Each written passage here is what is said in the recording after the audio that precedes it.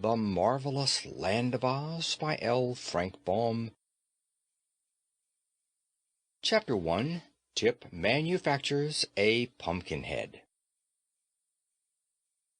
In the country of the Gillikins, which is at the north of the Land of Oz, lived a youth called Tip. There was more to his name than that, for old Mombi often declared that his whole name was Tipitarius, but no one was expecting to say such a long word when Tip would do just as well.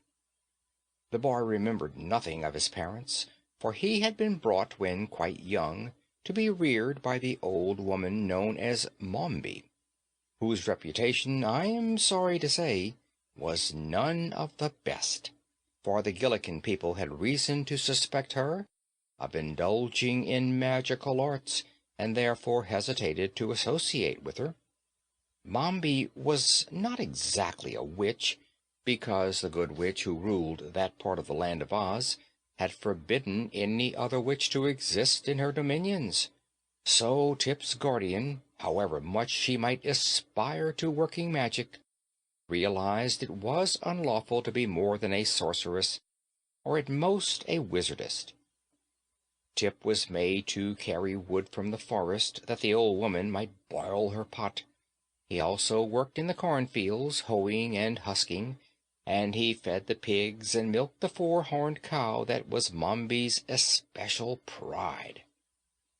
But you must not suppose he worked all the time, for he felt that would be bad for him. When sent to the forest, Tip often climbed trees for birds' eggs, or amused himself chasing the fleet white rabbits or fishing in the brooks with bent pins. Then he would hastily gather his armful of wood and carry it home, and when he was supposed to be working in the cornfields, and the tall stalks hid him from Mombi's view, Tip would often dig in the gopher holes, or if the mood seized him, lie upon his back between the rows of corn and take a nap. So by taking care not to exhaust his strength, he grew as strong and rugged as a boy may be. Mombi's curious magic often frightened her neighbors, and they treated her shyly yet respectfully because of her weird powers. But Tip frankly hated her and took no pains to hide his feelings. Indeed, he sometimes showed less respect for the old woman than he should have done, considering she was his guardian. There were pumpkins in Mombi's cornfields, lying golden red among the rows of green stalks, and these he had planted and carefully tended that the four-horned cow might eat of them in the winter-time. But one day, after the corn had all been cut and stacked, and Tip was carrying the pumpkins to the stable, he took a notion to make a jack-lantern and try to give the old woman a fright with it. So he selected a fine big pumpkin, one with a lustrous orange-red color, and began carving it. With the point of his knife he made 2 round eyes, a 3-cornered nose, and a mouth shaped like a new moon. The face, when completed, could not have been considered strictly beautiful, but it wore a smile so big and broad, and was so jolly in expression, that even Tip laughed as he looked admiringly at his work. The child had no playmates, so he did not know that boys often dig out the inside of a pumpkin jack, and in the space thus made put a lighted candle, to render the face more startling. But he conceived an idea of his own that promised to be quite as effective. He decided to manufacture the form of a man who would wear this pumpkin head, and to stand it in a place where old Mombi would meet it face to face. "And then," said Tip to himself with a laugh, "she'll squeal louder than the brown pig does when I pull her tail, and shiver with fright worse than I did last year when I had the ague." He had plenty of time to accomplish this task, for Mombi had gone to a village to buy groceries, she said, and it was a journey of at least 2 days. So he took his axe to the forest and selected some stout, straight saplings, which he cut down and trimmed of all their twigs and leaves. From these he would make the arms and legs and feet of his man. For the body he stripped a sheet of thick bark from around a big tree, and with much labor fashioned it into a cylinder of about the right size, pinning the edges together with wooden pegs. Then, whistling happily as he worked, he carefully jointed the limbs and fastened them to the body with pegs whittled into shape with his knife. By the time this feat had been accomplished, it began to grow dark, and Tip remembered he must milk the cows and feed the pigs. So he picked up his wooden man and carried it back to the house with him. During the evening, by the light of the fire in the kitchen, Tip carefully rounded all the edges of the joints and smoothed the rough places in a neat and workmanlike manner. Then he stood the figure up against the wall and admired it. It seemed remarkably tall, even for a full-grown man, but that was a good point in a small boy's eyes, and Tip did not object at all to the size of his creation. Next morning, when he looked at his work again, Tip saw he had forgotten to give the dummy a neck, by means of which he might fasten the pumpkin head to the body. So he went again to the forest, which was not far away, and chopped from a tree several pieces of wood with which to complete his work.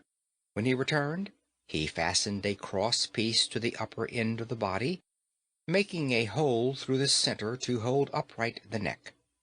The bit of wood which formed this neck was also sharpened at the upper end, and when all was ready, Tip put on the pumpkin head, pressing it well down onto the neck, and found that it fitted very well. The head could be turned to one side or the other, as he pleased, and the hinges of the arms and legs allowed him to place the dummy in any position he desired. "Now that," declared Tip proudly, "is really a very fine man, and it ought to frighten several screeches out of old Mombi. But it would be much more lifelike if it were properly dressed." To find clothing seemed no easy task, but Tip boldly ransacked the great chest in which Mombi kept all her keepsakes and treasures, and at the very bottom he discovered some purple trousers, a red shirt, and a pink vest, which was dotted with white spots. These he carried away to his man, and succeeded, although the garments did not fit very well, in dressing the creature in a jaunty fashion. Some knit stockings belonging to Mombi and a much-worn pair of his own shoes completed the man's apparel, and Tip was so delighted that he danced up and down and laughed aloud in boyish ecstasy. "I must give him a name," he cried. "So good a man as this must surely have a name. I believe," he added after a moment's thought, "I will name the fellow Jack Pumpkinhead." Chapter 2. The Marvelous Powder of Life. After considering the matter carefully, Tip decided that the best place to locate Jack would be at the bend in the road a little way from the house. So he started to carry his man there, but found him heavy and rather awkward to handle. After dragging the creature a short distance, Tip stood him on his feet, and by first bending the joints of one leg and then those of the other, at the same time pushing from behind, the boy managed to induce Jack to walk to the bend in the road. It was not accomplished without a few tumbles, and Tip really worked harder than he ever had in the fields or forest, but a love of mischief urged him on, and it pleased him to test the cleverness of his workmanship. "Jack's all right and works fine," he said to himself, panting with the unusual exertion. But just then he discovered the man's left arm had fallen off in the journey, so he went back to find it, and afterward, by whittling a new and stouter pin for the shoulder joint, he repaired the injury so successfully that the arm was stronger than before. Tip also noticed that Jack's pumpkin head had twisted around until it faced his back, but this was easily remedied. When at last the man was set up facing the turn in the path where old Mombi was to appear, he looked natural enough to be a fair imitation of a Gillikin farmer, and unnatural enough to startle any one that came on him unawares.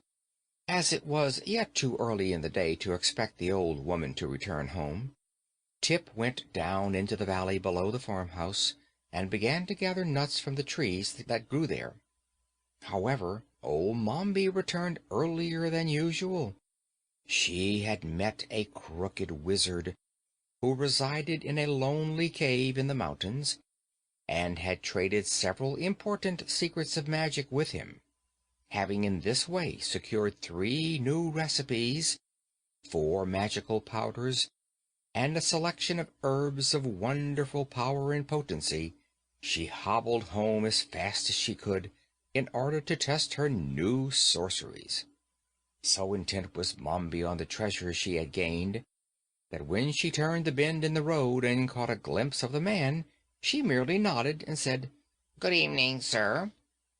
But a moment after, noting that the person did not move or reply, she cast a shrewd glance into his face and discovered his pumpkin head, elaborately carved by Tip's jackknife. "Eee!" ejaculated Mombi, giving a sort of grunt. "That rascally boy has been playing tricks again. Very good, very good. I'll beat him black and blue for trying to scare me in this fashion."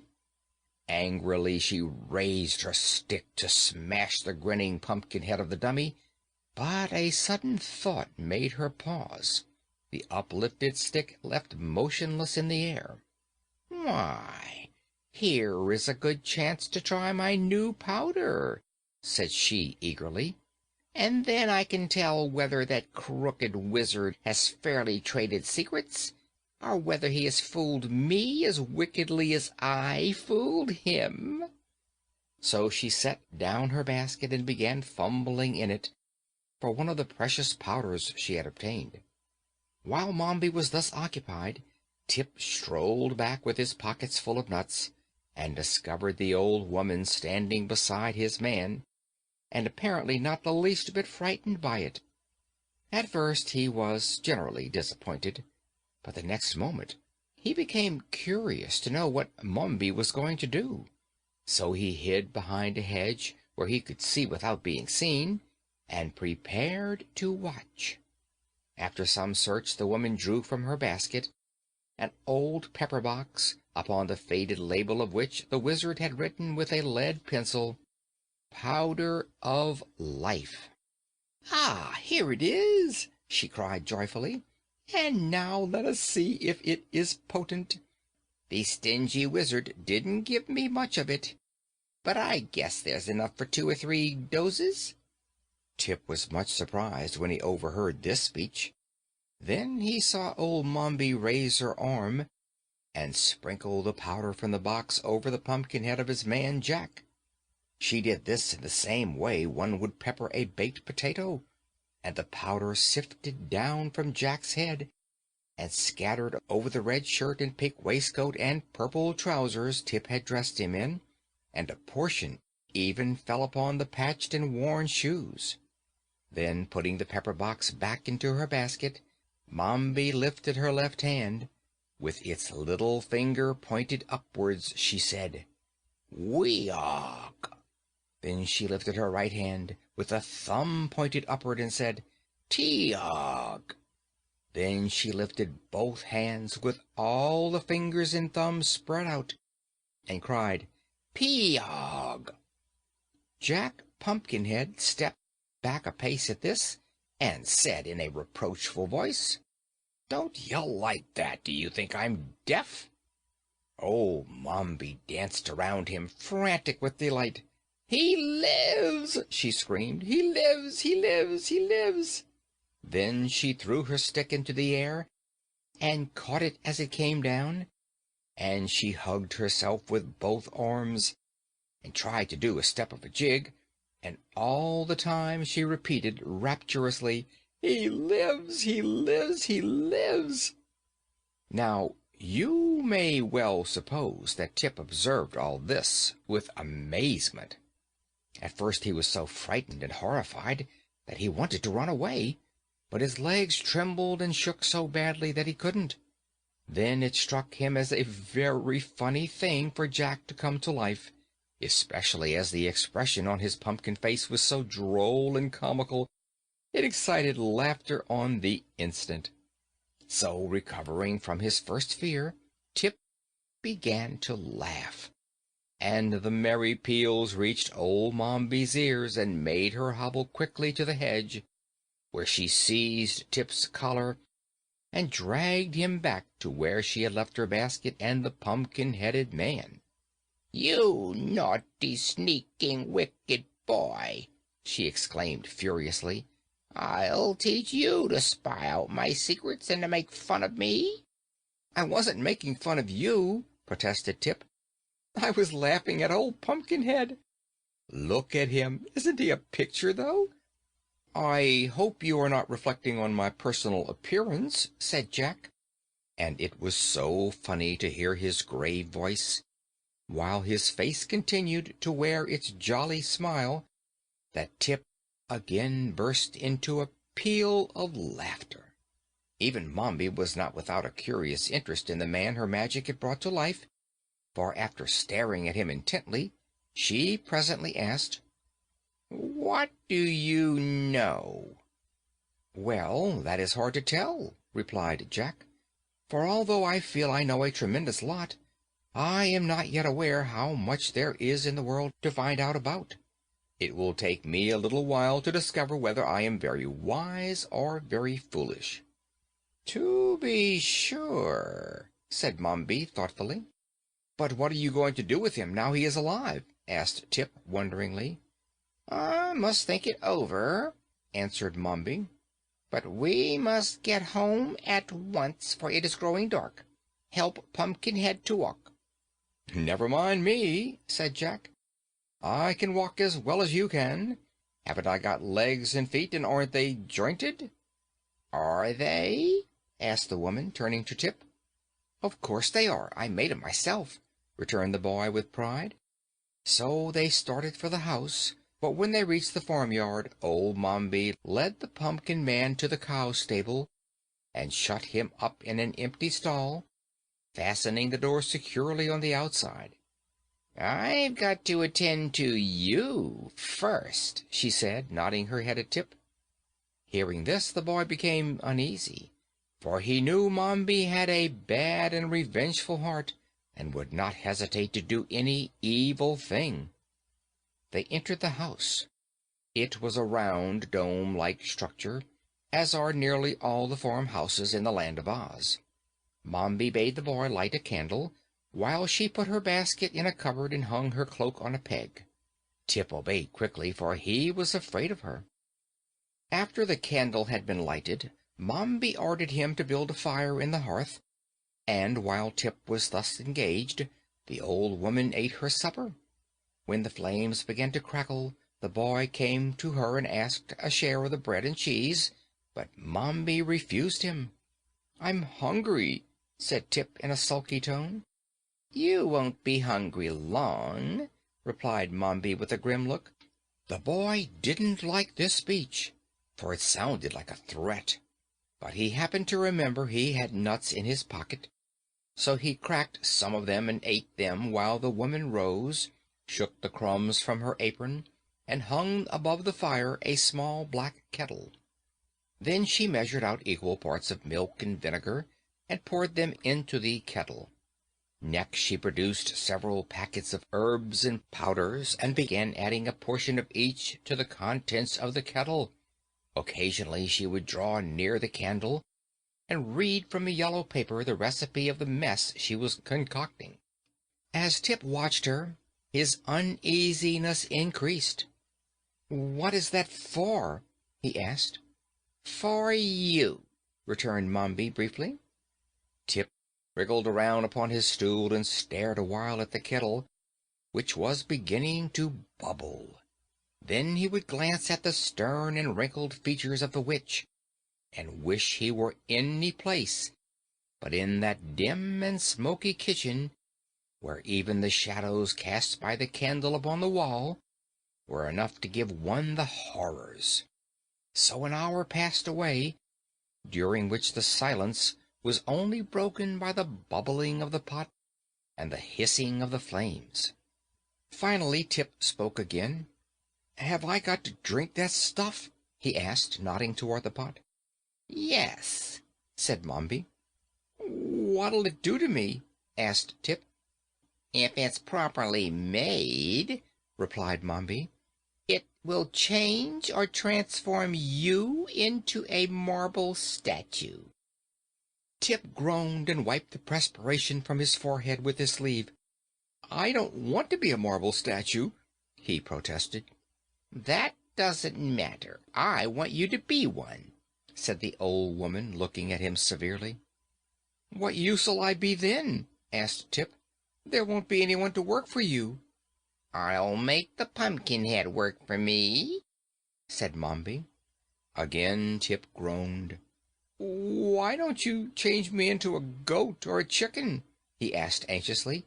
"You can't do anything with a marble statue." "Oh, yes, I can," returned Mombi. "I'm going to plant a flower garden next spring, and I'll put you in the middle of it for an ornament. I wonder I haven't thought of that before. You've been a bother to me for years." At this terrible speech, Tip felt the beads of perspiration starting all over his body, but he sat still and shivered and looked anxiously at the kettle. "Perhaps it won't work," he muttered in a voice that sounded weak and discouraged. "Oh, I think it will," answered Mombi cheerfully. "I seldom make a mistake." Again there was a period of silence, a silence so long and gloomy that when Mombi finally lifted the kettle from the fire, it was close to midnight. "You cannot drink it until it has become quite cold," announced the old witch, for, in spite of the law, she had acknowledged practicing witchcraft. "We must both go to bed now, and at daybreak I will call you and at once complete your transformation into a marble statue." With this she hobbled into her room, bearing the steaming kettle with her, and Tip heard her close and lock the door. The boy did not go to bed, as he had been commanded to do, but still sat glaring at the embers of the dying fire. Chapter 3. The Flight of the Fugitives. Tip reflected. "It's a hard thing to be a marble statue," he thought rebelliously, "and I'm not going to stand for it. For years I've been a bother to her, she says, so she's going to get rid of me. Well, there's an easier way than to become a statue. No boy could have any fun forever standing in the middle of a flower garden. I'll run away, that's what I'll do, and I may as well go before she makes me drink that nasty stuff in the kettle." He waited until the snores of the old witch announced she was fast asleep, and then he arose softly and went to the cupboard to find something to eat. No use starting on a journey without food, he decided, searching upon the narrow shelves. He found some crusts of bread, but he had to look into Mombi's basket to find the cheese she had brought from the village. While turning over the contents of the basket, he came upon the pepper box which contained the powder of life. "I may as well take this with me," he thought, "or Mombi'll be using it to make more mischief with." So he put the box in his pocket together with the bread and cheese. Then he cautiously left the house and latched the door behind him. Outside both moon and stars shone brightly, and the night seemed peaceful and inviting after the close and ill-smelling kitchen. "I'll be glad to get away," said Tip softly, "for I never did like that old woman. I wonder how I ever came to live with her." He was walking slowly toward the road when a thought made him pause. "I don't like to leave Jack Pumpkinhead to the tender mercies of old Mombi," he muttered, "and Jack belongs to me, for I made him, even if the old witch did bring him to life." He retraced his steps to the cow stable, and opened the door of the stall where the pumpkin-headed man had been left. Jack was standing in the middle of the stall, and by the moonlight Tip could see he was smiling just as jovially as ever. "Come on," said the boy, beckoning.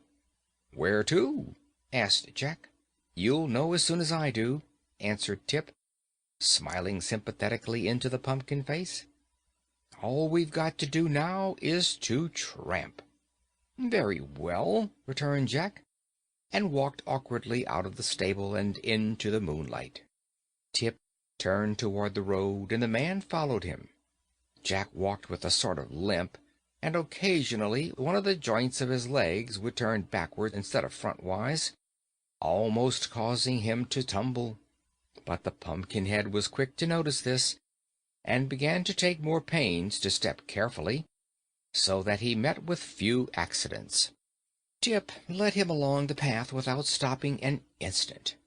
They could not go very fast, but they walked steadily, and by the time the moon sank away and the sun peeped over the hills, they had traveled so great a distance that the boy had no reason to fear pursuit from the old witch.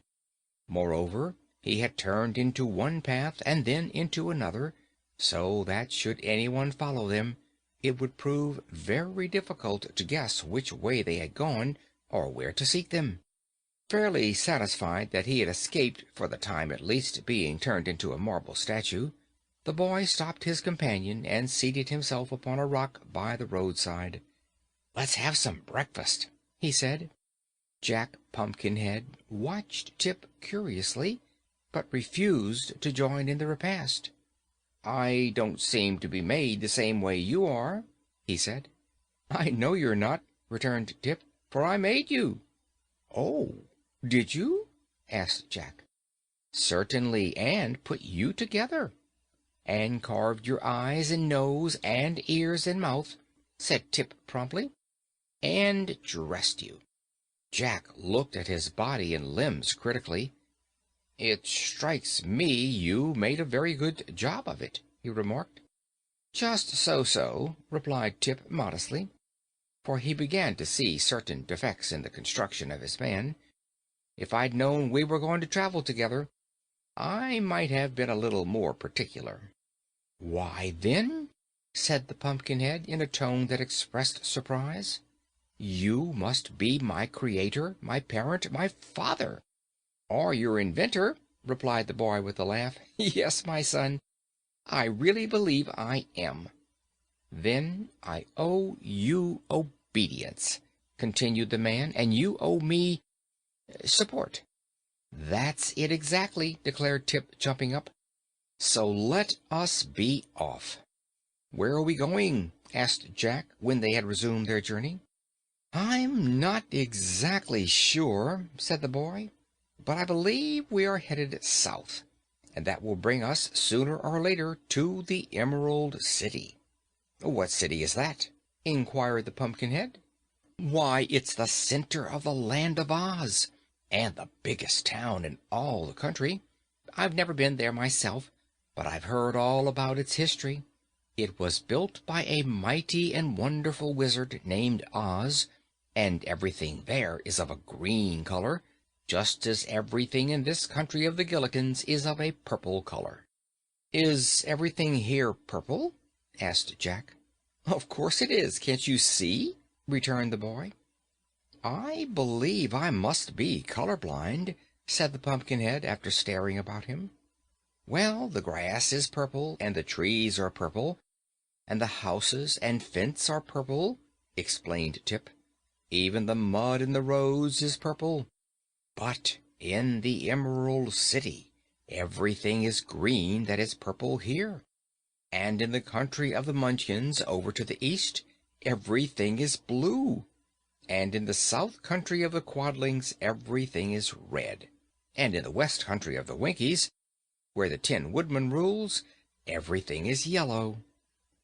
"Oh," said Jack. Then, after a pause, he added, "Did you say a Tin Woodman rules the Winkies?" "Yes, he was one of those who helped Dorothy to destroy the Wicked Witch of the West, and the Winkies were so grateful that they invited him to become their ruler, just as the people of the Emerald City invited the Scarecrow to rule them." "Dear me," said Jack, "I'm getting confused with all this history. Who is the Scarecrow?" "Another friend of Dorothy's," replied Tip. "And who is Dorothy?" "She was a girl that came here from Kansas, a place in the big outside world. She got blown into the Land of Oz by a cyclone, and while she was here the Scarecrow and the Tin Woodman accompanied her on her travels." "And where is she now?" inquired the Pumpkinhead.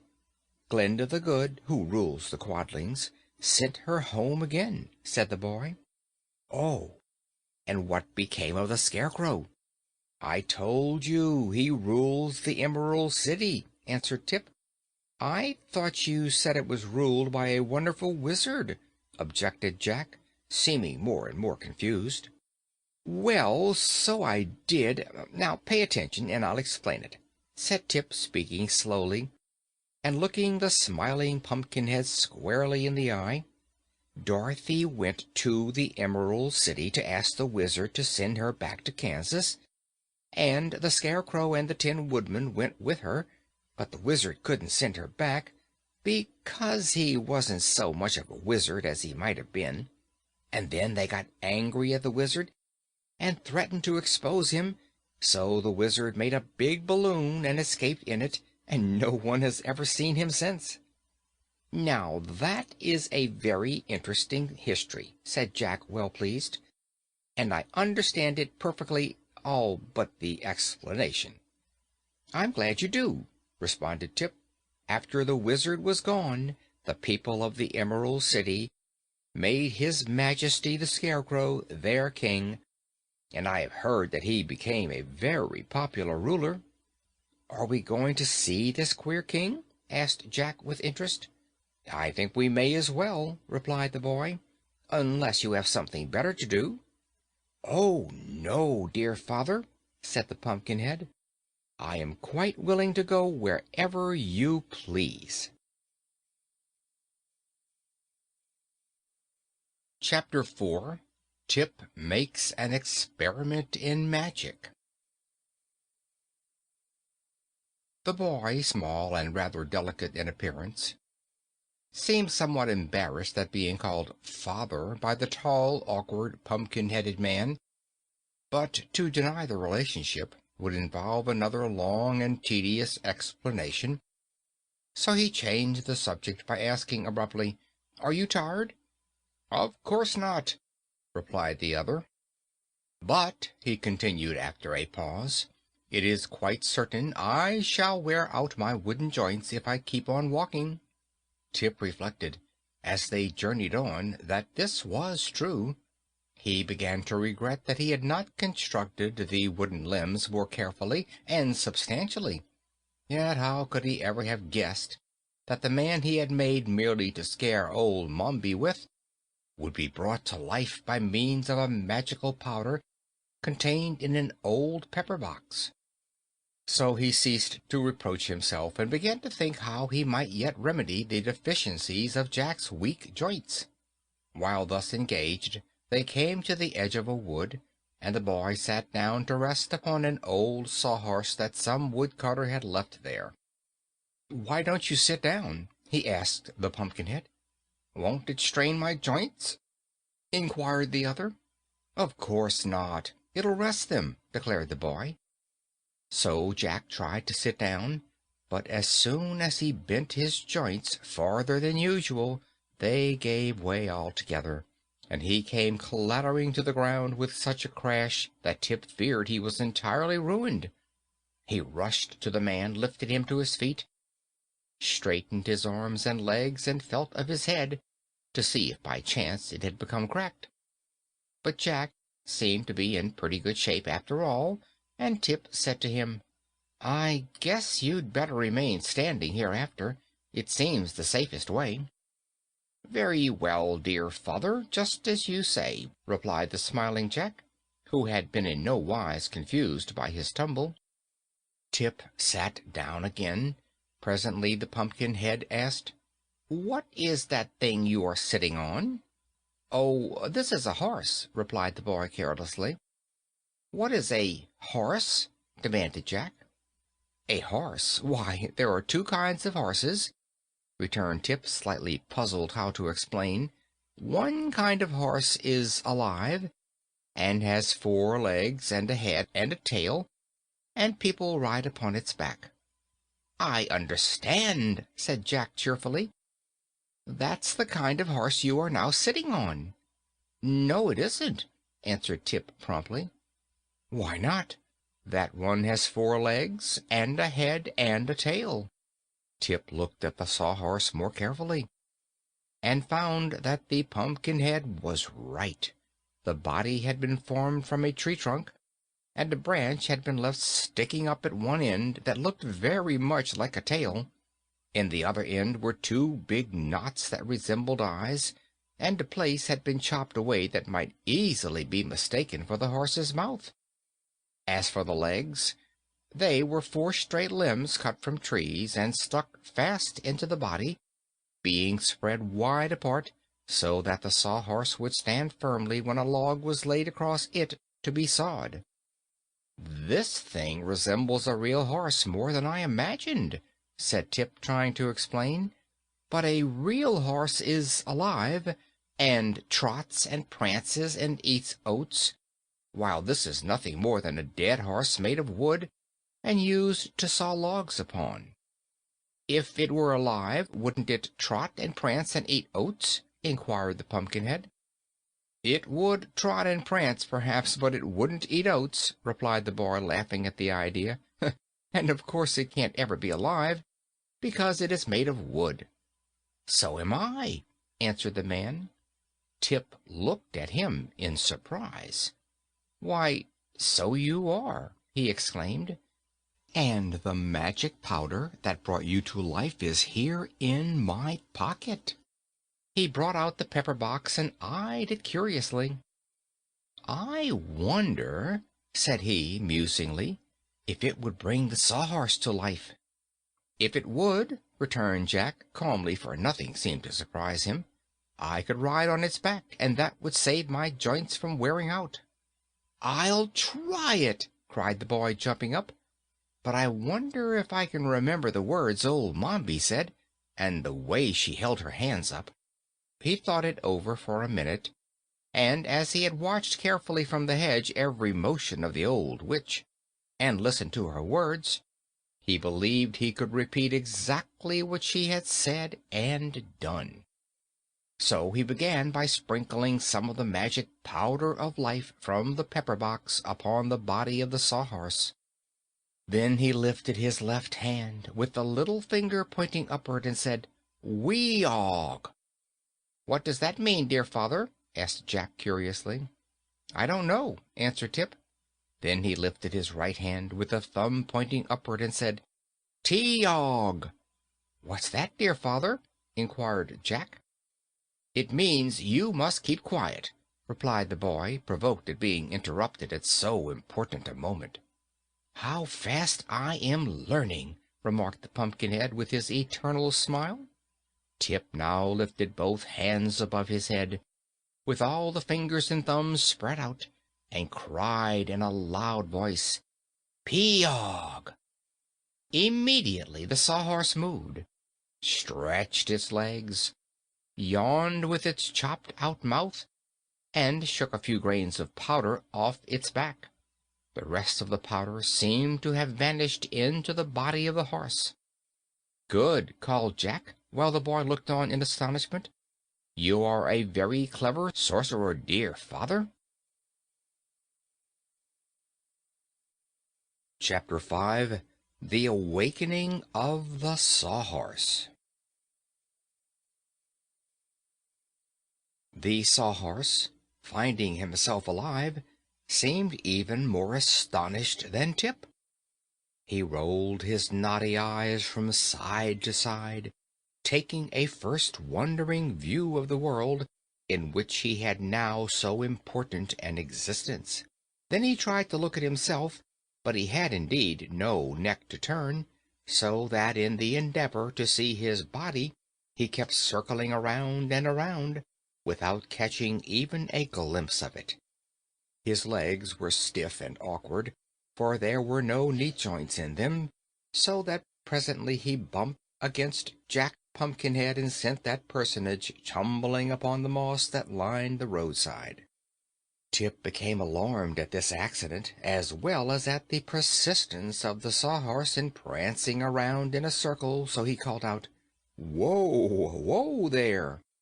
The Sawhorse paid no attention whatever to this command, and the next instant brought one of his wooden legs down upon Tip's foot so forcibly that the boy danced away in pain to a safer distance, from where he again yelled, "Whoa! Whoa, I say!"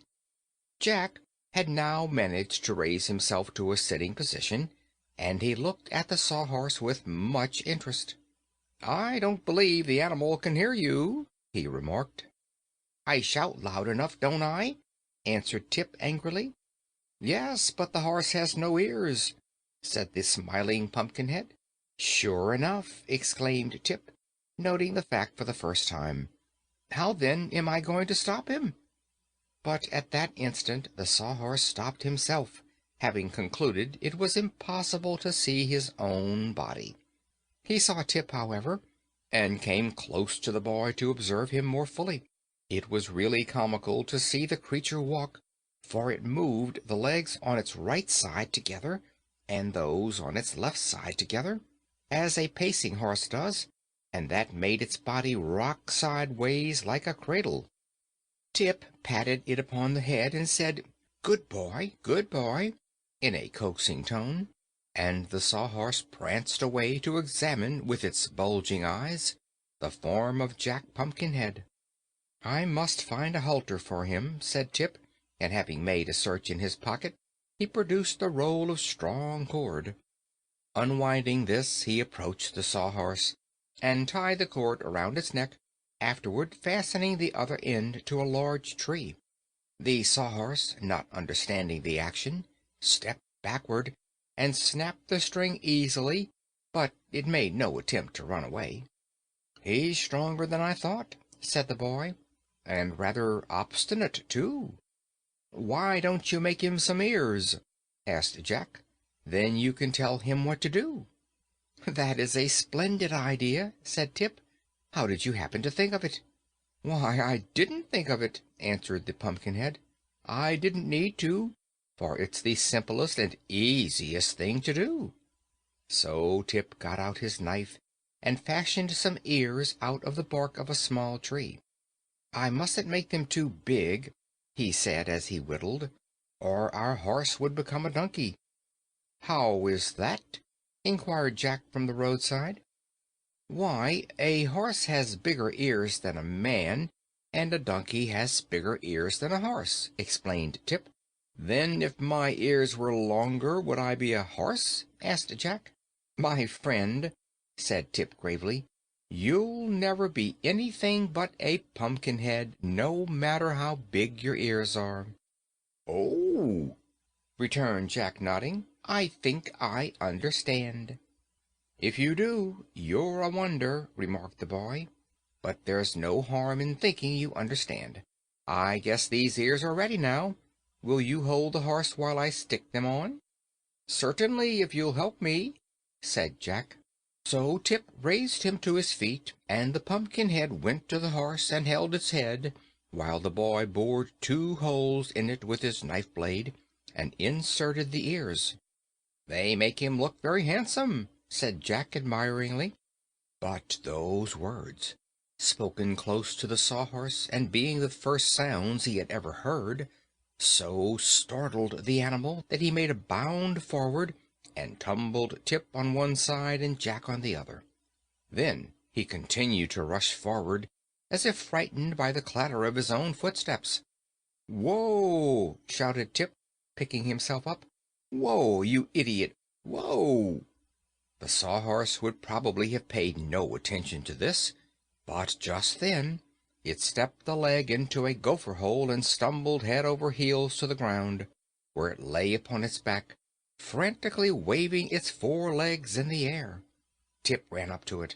"You're a nice sort of a horse, I must say," he exclaimed. "Why didn't you stop when I yelled 'Whoa'?" "Does 'whoa' mean stop?" asked the Sawhorse in a surprised voice, as it rolled its eyes upward to look at the boy. "Of course it does," answered Tip. "And a hole in the ground means to stop also, doesn't it?" continued the horse. "To be sure, unless you step over it," said Tip. "What a strange place this is!" the creature exclaimed, as if amazed. "What am I doing here, anyway?" "Why, I've brought you to life," answered the boy. "But it won't hurt you any if you mind me and do as I tell you." "Then I will do as you tell me," replied the Sawhorse humbly. "But what happened to me a moment ago? I don't seem to be just right, some way." "You're upside down," explained Tip. "But just keep those legs still a minute, and I'll set you right side up again." "How many sides have I?" asked the creature wonderingly. "Several," said Tip briefly, "but do keep those legs still." The Sawhorse now became quiet and held its legs rigid, so that Tip, after several efforts, was able to roll him over and set him upright. "Ah, I seem all right now," said the queer animal with a sigh. "One of your ears is broken," Tip announced after a careful examination. "I'll have to make a new one." Then he led the Sawhorse back to where Jack was vainly struggling to regain his feet, and after assisting the Pumpkinhead to stand upright, Tip whittled out a new ear and fastened it to the horse's head. "Now," said he, addressing his steed, "pay attention to what I'm going to tell you. Whoa means to stop. Get up means to walk forward. Trot means to go as fast as you can. Understand?" "I believe I do," returned the horse. "Very good.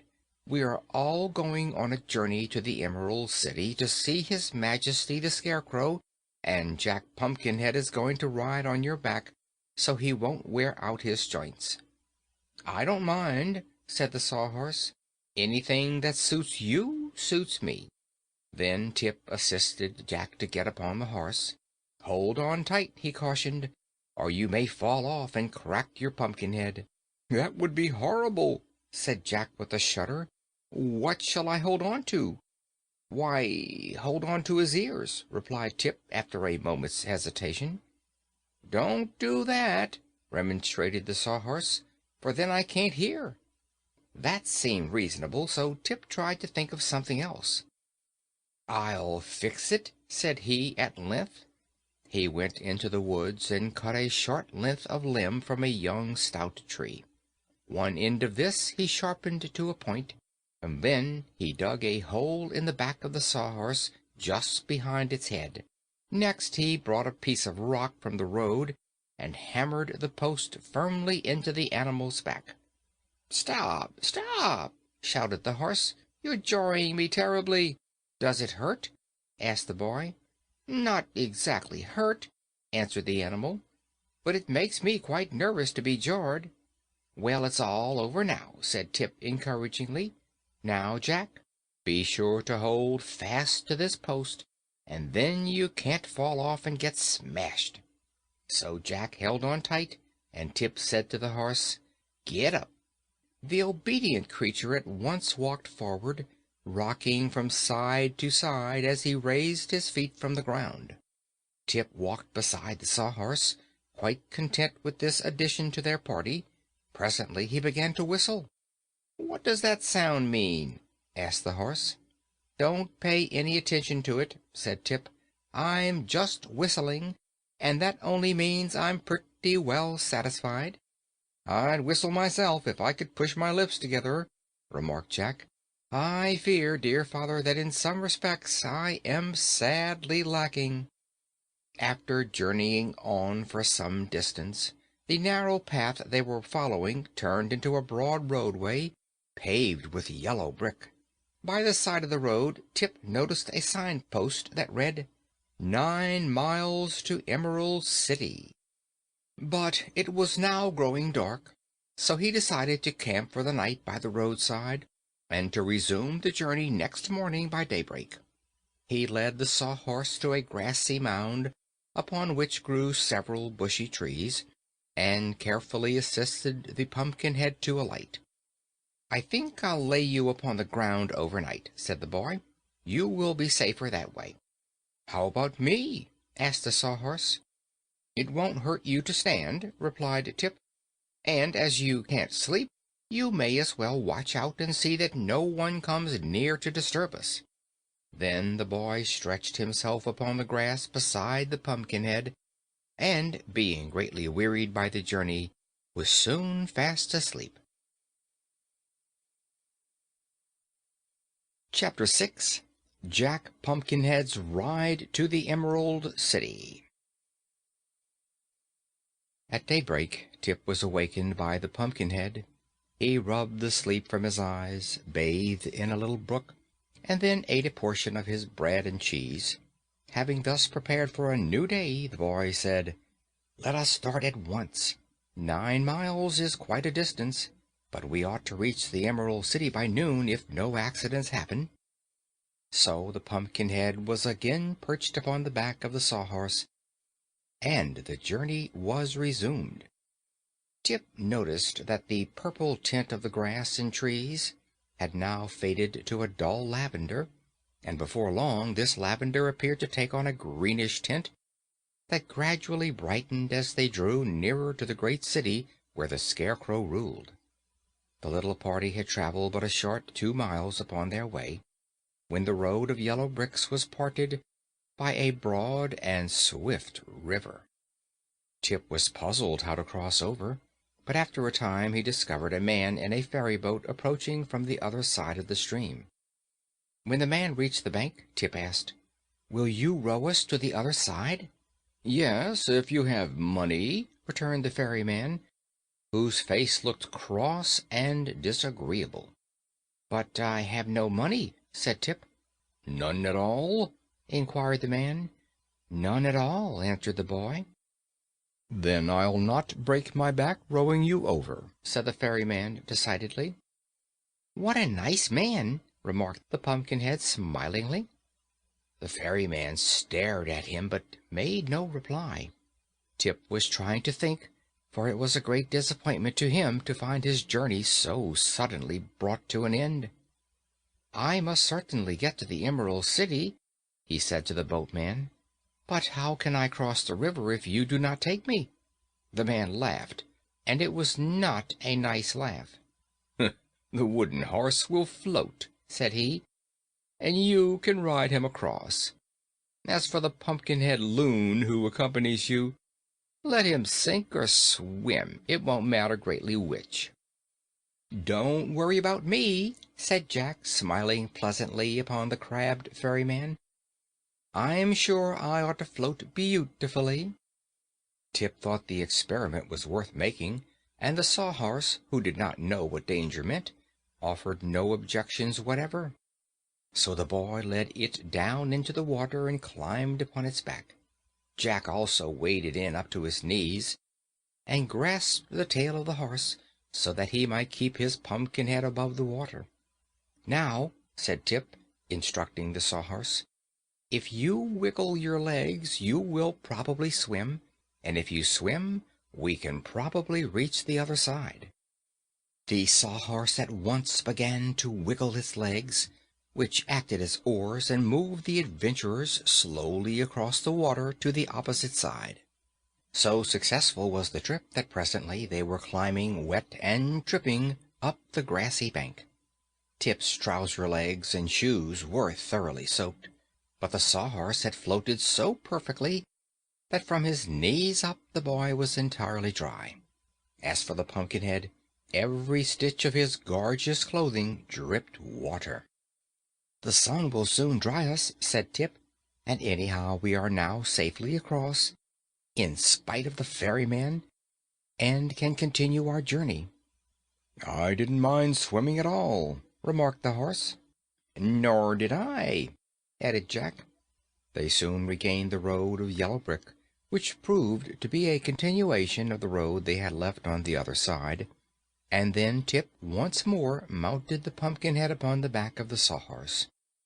"If you ride fast," said he, "the wind will help to dry your clothing. I will hold on to the horse's tail and run after you. In this way we will all become dry in a very short time." "Then the horse must step lively," said Jack. "I'll do my best," returned the Sawhorse cheerfully. Tip grasped the end of the branch that served as a tail to the Sawhorse, and called loudly, "Get up!" The horse started at a good pace, and Tip followed behind. Then he decided they could go faster, so he shouted, "Trot!" Now the Sawhorse remembered that this word was the command to go as fast as he could, so he began rocking along the road at a tremendous pace, and Tip had hard work, running faster than he ever had before in his life, to keep his feet. Soon he was out of breath, and although he wanted to yell "Whoa!" to the horse, he found he could not get the word out of his throat. Then the end of the tail he was clutching, being nothing more than a dead branch, suddenly broke away, and the next minute the boy was rolling in the dust of the road, while the horse and its pumpkin-headed rider dashed on and quickly disappeared in the distance. By the time Tip had picked himself up and cleared the dust from his throat so he could say "Whoa!" there was no further need of saying it, for the horse was long since out of sight. So he did the only sensible thing he could do. He sat down and took a good rest, and afterward began walking along the road. "Sometime I will surely overtake them," he reflected, "for the road will end at the gates of the Emerald City, and they can go no farther than that." Meantime, Jack was holding fast to the post, and the Sawhorse was tearing along the road like a racer. Neither of them knew Tip was left behind, for the Pumpkinhead did not look round, and the Sawhorse couldn't. As he rode, Jack noticed that the grass and trees had become a bright emerald green in color, so he guessed they were nearing the Emerald City even before the tall spires and domes came into sight. At length a high wall of green stone, studded thick with emeralds, loomed up before them, and fearing the Sawhorse would not know enough to stop, and so might smash them both against this wall, Jack ventured to cry "Whoa!" as loud as he could. So suddenly did the horse obey, that had it not been for his post, Jack would have been pitched off head foremost, and his beautiful face ruined. "That was a fast ride, dear father!" he exclaimed, and then, hearing no reply, he turned around and discovered for the first time that Tip was not there.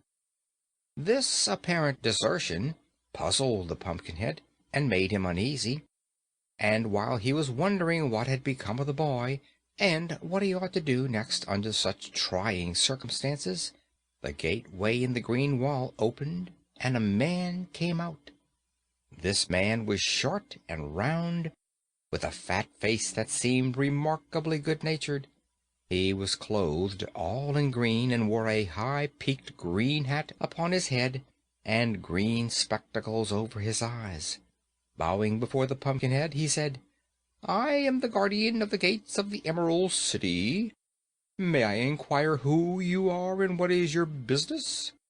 "My name is Jack Pumpkinhead," returned the other smilingly, "but as to my business, I haven't the least idea in the world what it is." The guardian of the gates looked surprised, and shook his head as if dissatisfied with the reply. "What are you, a man or a pumpkin?" he asked politely. "Both, if you please," answered Jack. "And this wooden horse, is it alive?" questioned the guardian. The horse rolled one knotty eye upward and winked at Jack. Then it gave a prance and brought one leg down on the guardian's toes. "Ouch!" cried the man. I'm sorry I asked that question, but the answer is most convincing. Have you any errand, sir, in the Emerald City?"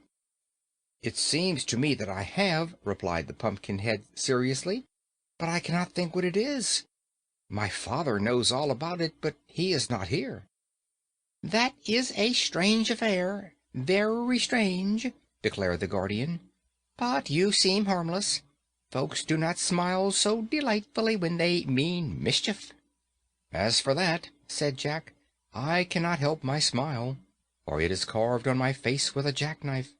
"Well, come with me into my room," resumed the Guardian, "and I will see what can be done for you." So Jack rode the Sawhorse through the gateway into a little room built into the wall. The Guardian pulled a bell cord, and presently a very tall soldier, clothed in a green uniform, entered from the opposite door. This soldier carried a long green gun over his shoulder, and had lovely green whiskers that fell quite to his knees. The Guardian at once addressed him, saying, "Here is a strange gentleman who doesn't know why he has come to the Emerald City, or what he wants. Tell me, what shall we do with him?" The soldier with the green whiskers looked at Jack with much care and curiosity. Finally he shook his head so positively that little waves rippled down his whiskers, and then he said, "I must take him to His Majesty the Scarecrow." "But what will His Majesty the Scarecrow do with him?" asked the Guardian of the Gates. "That is His Majesty's business," returned the soldier. "I have troubles enough of my own.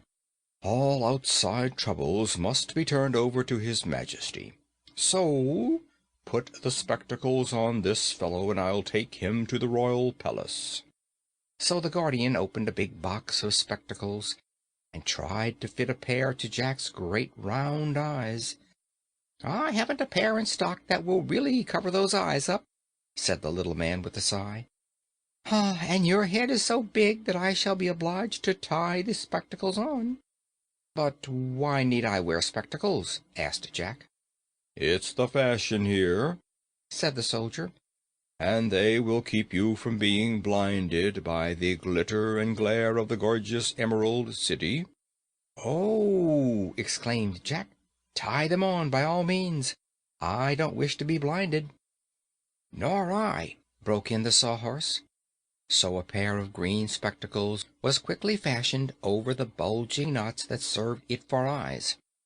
Then the soldier with the green whiskers led them through the inner gate, and they at once found themselves in the main street of the magnificent Emerald City. Sparkling green gems ornamented the fronts of the beautiful houses, and the towers and turrets were all faced with emeralds.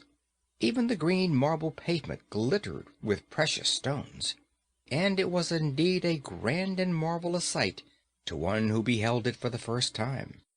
However, the Pumpkinhead and the Sawhorse, knowing nothing of wealth and beauty, paid little attention to the wonderful sights they saw through their green spectacles. They calmly followed after the green soldier, and scarcely noticed the crowds of green people who stared at them in surprise. When a green dog ran out and barked at them, the Sawhorse promptly kicked at it with its wooden leg and sent the little animal howling into one of the houses. But nothing more serious than this happened to interrupt their progress to the royal palace. The Pumpkinhead wanted to ride up the green marble steps and straight into the Scarecrow's presence, but the soldier would not permit that. So Jack dismounted with much difficulty, and a servant led the Sawhorse around to the rear, while the soldier with the green whiskers escorted the Pumpkinhead into the palace by the front entrance. The stranger was left in a handsomely fashioned waiting room while the soldier went to announce him. It so happened that at this hour His Majesty was at leisure and greatly bored for want of something to do, so he ordered his visitors to be shown at once into his throne room. Jack felt no fear or embarrassment at meeting the ruler of this magnificent city, for he was entirely ignorant of all worldly customs. But when he entered the room, and saw for the first time His Majesty the Scarecrow seated upon his glittering throne, he stopped short in amazement.